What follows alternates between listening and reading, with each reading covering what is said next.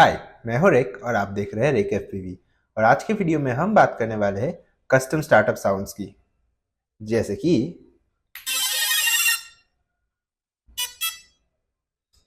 या फिर ये।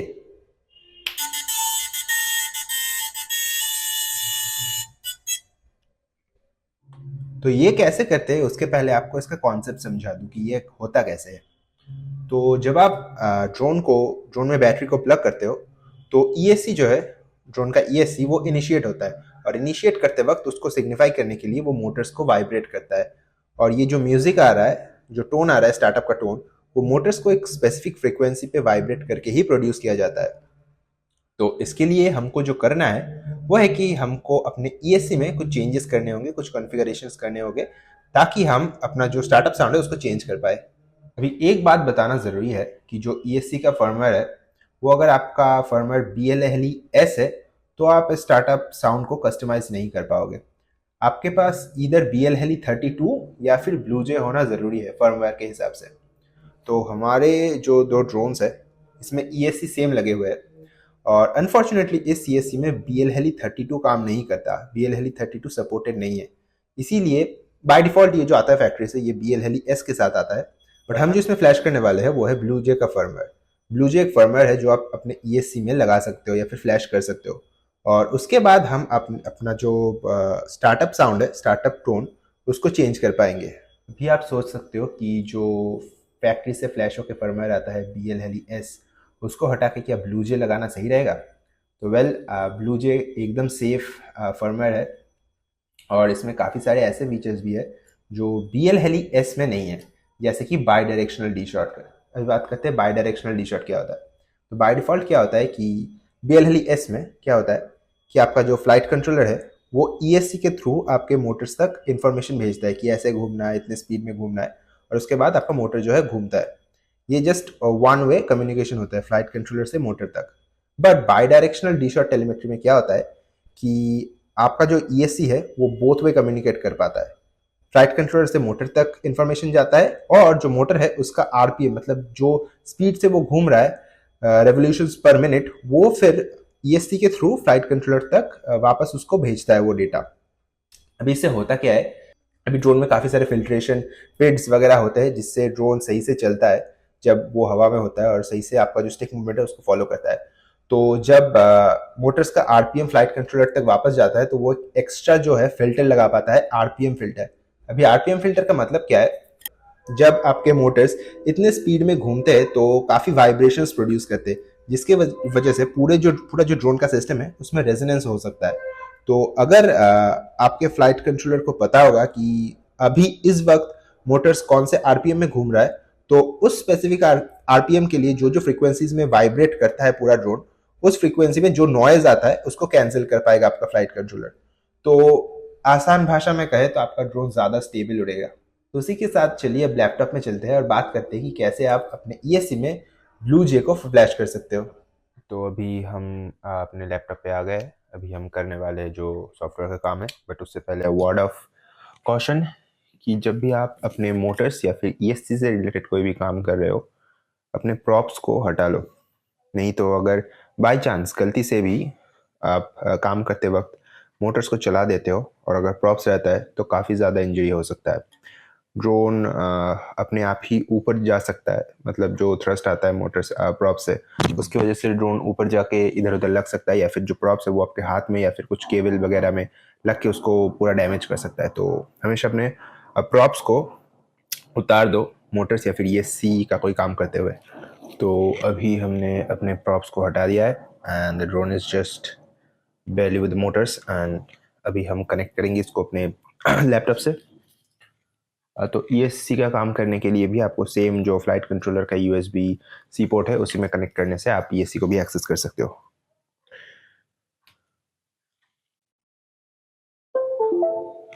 तो ESC को एक्सेस करने के लिए आपको ड्रोन को पावर भी देना पड़ेगा, क्योंकि जो फ्लाइट कंट्रोलर है USB से सिर्फ फ्लाइट कंट्रोलर ही पावर लेता है और ESC को कोई पावर नहीं मिलता।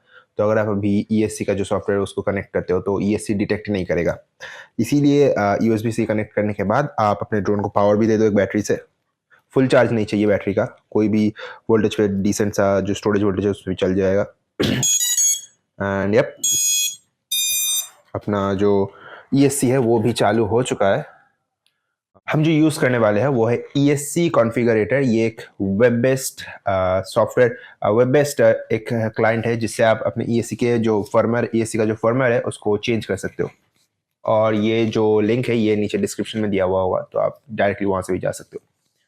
और अगर आप फर्स्ट टाइम कर रहे हो, क्योंकि मैंने ये पहले किया है तो मेरा सेटअप किया हुआ है, लेकिन अगर आप फर्स्ट टाइम ये जो वेब बेस्ड जो प्रोग्रामर या फिर कॉन्फ़िगरेटर होता है उसको यूज़ कर रहे हो, तो सबसे पहले आपको लगेगा एक क्रोमियम बेस्ड वेब ब्राउज़र। जो क्रोम एक क्रोमियम बेस्ड वेब ब्राउज़र है, तो क्रोम में चल जाएगा। और इसके बाद आपको जो करना है, ओपन पोर्ट सिलेक्शन करके यहाँ पर देख रहे हो बेटाफ्लाइट STM32 F405 COM4, तो ये वाला जो है इसको सिलेक्ट करके हम कनेक्ट कर देंगे। मुझे अभी ये करने की ज़रूरत नहीं है अलग से, क्योंकि मैंने ऑलरेडी इसको कनेक्ट करके रखा है। तो मैं अगर डायरेक्टली यहाँ ये वाला कनेक्ट का बटन प्रेस करता हूँ तो भी मेरा चालू हो जाएगा। बट अगर आप फर्स्ट टाइम कर रहे हो, डायरेक्ट कनेक्ट पे क्लिक करके कनेक्ट नहीं हो रहा, तो आप यहाँ से ओपन पोर्ट सिलेक्शन में जाके अपना जो फ्लाइट कंट्रोलर है उसको चूज कर सकते हो। तो अभी हम करेंगे कनेक्ट, एंड ये कनेक्ट हो चुका है। अभी अगर हम इसके बाद देखो यहाँ पर दिखा रहा है मोटर्स 1 to 4, तो 4 ESC तो ये डिटेक्ट कर रहा है ऑलरेडी। बट हम यहाँ पर करेंगे रीड सेटिंग्स। ये देखो ये जो है इसने अभी सेटिंग्स को पूरा पढ़ लिया है। और देख रहे हो यहाँ पर दिखा रहा है BL Heli S, ये अपना ESC1, ESC2, ESC3, ESC4। क्योंकि ये एक 4-in-1 ESC है, तो एक ही जो चिप है, एक ही बोर्ड में 4 ESC होता है, तो हमारे को यहाँ पर 4 ESC का ही डिटेल्स दिखा रहा है। ये सभी BL Heli S में कॉन्फ़िगर किया हुआ है। और तो अभी हमको क्या करना है कि अभी हमको जो अपना ESC है उसको BL Heli S से कन्वर्ट करना है BlueJ में। तो BlueJ फ्लैश करने के लिए हमको क्या करना है, ये देखो ये ऑप्शन देख रहे हो, फ्लैश ऑल ESCs, इसको बस आपको क्लिक करना है। फॉर्मेट BL Heli S, हम इसको करेंगे BlueJ। और ESC जो लिखा हुआ है ना JH40, इसको हाथ मत लगाओ, इसको जो है ये रहने दो डिफॉल्ट, मतलब जो दिखा रहा है आपको उसी में रहने दो। इसको अगर इधर उधर कर दिए तो दिक्कत आ सकता है, आपका ESC जो है वो बंद हो सकता है। तो जिस फर्मवेयर को चेंज करो BlueJ में, ESC जो है वो रहने दो। वर्जन हम जो सिलेक्ट करेंगे वो है कि देखो अभी के लिए वर्जन 2 में थोड़े बहुत दिक्कत आ रहे थे, इसलिए हम वर्जन 0.2 या फिर उसके ऊपर वाला जो वर्जन है उसको सिलेक्ट नहीं करेंगे, हम सिलेक्ट करेंगे वर्जन 0.19.2।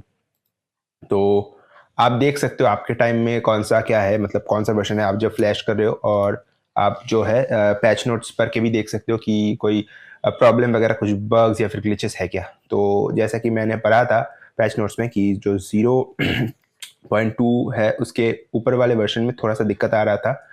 जैसे ESC जो है वो बीच में बंद हो रहा था फ्लाई करते टाइम, इसलिए हम वो फ्लैश नहीं करेंगे, हम सिर्फ फ्लैश करने वाले वर्जन 0.19.2।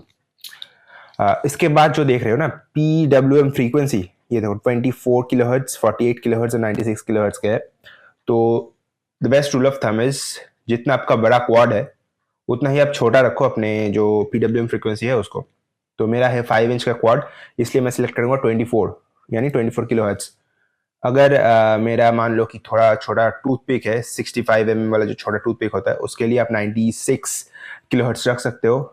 3.5 या फिर 3 इंच का कुछ सिनेबुक वगैरह है तो उसके लिए 48 रख सकते हो, लेकिन क्योंकि मेरा 5 इंच है मैं रखूंगा 24 किलोहर्ट्ज। अभी इसके बाद क्या करना है, फ्लैश फ्लैश पे क्लिक कर दो। अभी ये देखो फ्लैशिंग ESC ये दिखा रहा है, एक एक करके फ्लैश कर देगा सभी ESCs को। अभी हमने अपने ESC में BlueJ फ्लैश कर दिया है, तो आप देख सकते हो ESC 1, 2, 3, 4 जितने चारों ESCs में दिखा रहा है कि BlueJ 0.19 जो वर्जन है हमारा, और 24 किलोहर्ट्ज में, सभी 24 किलोहर्ट्ज में है। तो ये अपना हो गया फर्मवेयर फ्लैशिंग BlueJ का। आप यहाँ पर देख सकते हो कई सारे सेटिंग्स है साइड में, जैसे कॉमन पैरामीटर्स में बीकन सेटिंग्स, सेफ्टी सेटिंग्स, ये सब जो डिफ़ॉल्ट है वही सही है, आपको इनमें कोई छेड़छाड़ करने की ज़रूरत है नहीं। तो फिलहाल के लिए आप डिस्कनेक्ट कर दो और इसको बंद कर लो। अभी हम जाएंगे बेटा फ्लाइट में, बेटा फ्लाइट चालू करके कनेक्ट कर लो और जाओ आप मोटर्स टैब में। मोटर्स टैब में जाने के बाद आपको जो देखना है मोटर्स का डायरेक्शन कैसा है, क्योंकि हमने नया फर्मवेयर फ्लैश किया है, मोटर्स का डायरेक्शन इधर उधर हो सकता है। तो इसके लिए आपको जो करना पड़ेगा वो सेम प्रोसीडियर है जैसा कि मैंने अपने प्रोग्रामिंग वाले वीडियो में भी बताया था। तो मोटर्स डायरेक्शन, पहले रीऑर्डर मोटर्स पे जाओ, देखो कि मोटर्स जो 1 2 3, देखो पहले कैंसिल करते, 1 2 3 और 4 जो है मोटर्स का नंबर वो सही से करस्पॉन्ड कर रहा है क्या या अपने आपके ड्रोन से, तो वो पहले चेक कर लो। रीऑर्डर मोटर्स जाओ, I understand the risk and start. ये देखो ये वाला मोटर स्पिन कर रहा है, ये वाला, दिस वन सेव। तो अपना मोटर्स का नंबरिंग ठीक से हो गया। इसके बाद मोटर्स का डायरेक्शन चेक करना है, आई अंडरस्टैंड, एंड विजिट में जाते हैं, start to spin all motors warning. तो पहले हम देखेंगे वन वाला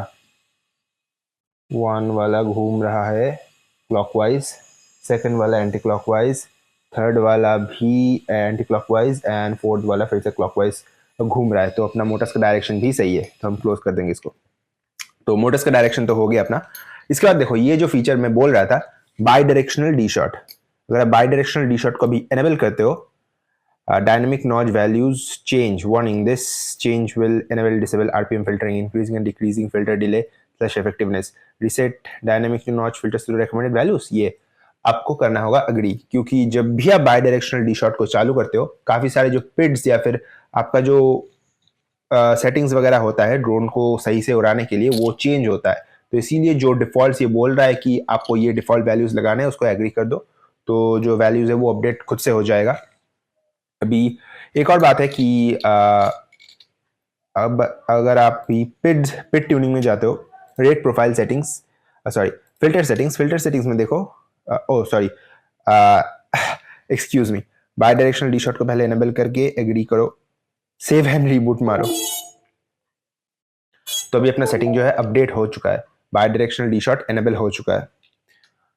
इसके बाद आपको जाना पड़ेगा पिड ट्यूनिंग में, फिल्टर सेटिंग्स, और ये देख रहे हो जायरो आरपीएम फिल्टर जो है ये एनेबल हो चुका है, ये पहले नहीं था। जब मैंने पिछली बार गलती से ये पिड ट्यूनिंग का सेक्शन है वो चालू जब कर दिया था, आप रिवाइंड करके देख सकते हो वीडियो को, तब इसमें जो जायरो आरपीएम फिल्टर है ये वाला सेटिंग नहीं था।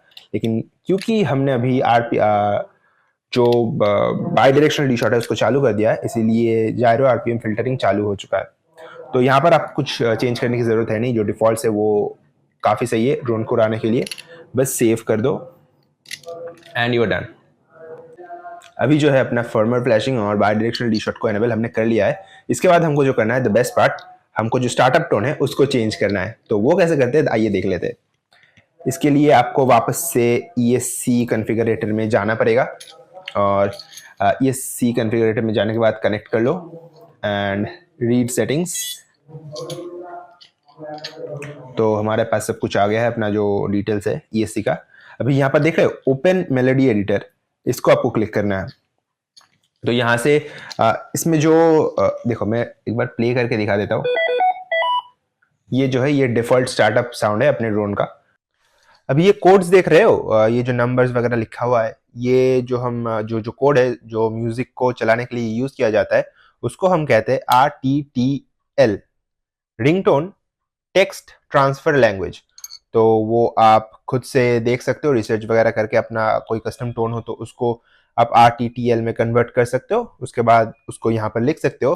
नहीं तो आप जो यहाँ पर प्रीसेट्स दिए गए, इन प्रीसेट्स से कोई भी एक जो टोन है उसको सिलेक्ट कर सकते हो अपने स्टार्टअप टोन की जगह लगाने के लिए।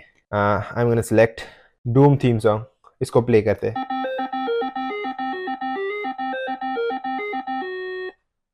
ये एक है और भी कई सारे हैं, तो सभी अवेलेबल म्यूजिक्स के थ्रू स्क्रॉल करने के बाद मैंने चूज किया है पोकेमॉन रेड एंड ब्लू का टाइटल सॉन्ग। तो इसको मुझे क्या करना है, once you have selected your preset, then हमारे पास 4 मोटर्स है, 4 ESCs है, तो सभी ESC में आपको एक्सेप्ट प्रेस करना पड़ेगा, accept accept accept, and then after that you have to press write melodies. Write melodies लिखने के बाद आपको क्लोज कर देना है, और अपना जो है स्टार्टअप साउंड वो अपडेट हो चुका है। अभी हम इसको पहले डिस्कनेक्ट कर देंगे।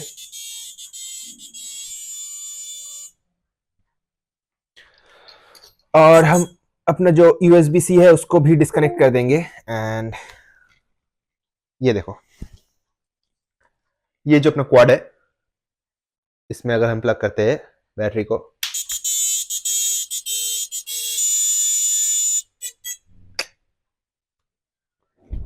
Since we are already on a bench, हमारा जो डिजिटल वाला क्वाड है इसमें मारियो का जो ओपनिंग है वो वाला सेट किया हुआ है एज ए स्टार्टअप टोन। तो मुझे इसका साउंड जो है वो थोड़ा सा कम लगता है, इसलिए हम इसके साउंड को थोड़ा बढ़ा लेंगे। जो स्टार्टअप टोन है उसका जो वॉल्यूम है उसको बढ़ा लेंगे। उसको कैसे बढ़ाते हैं आइए देखते हैं। तो अभी कनेक्ट करो, रीड सेटिंग्स, एंड देखो अभी जो वॉल्यूम है उसका आप बढ़ा सकते हो बीप स्ट्रेंथ से।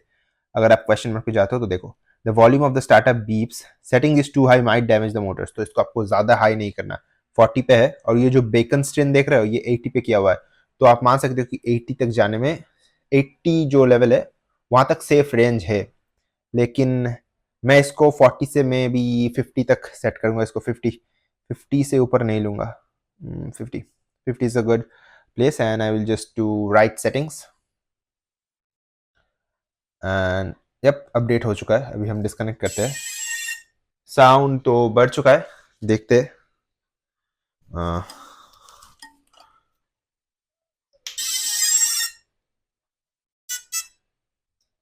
Okay so yup, that was it.